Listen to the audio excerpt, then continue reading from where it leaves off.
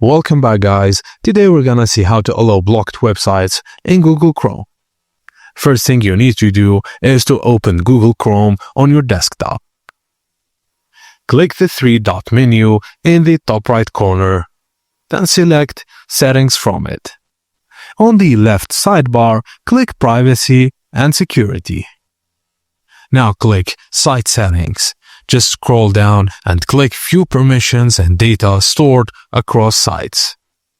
Use the search box on the top right to find the website you want to unlock. Then click the trash bin icon next to the site's name.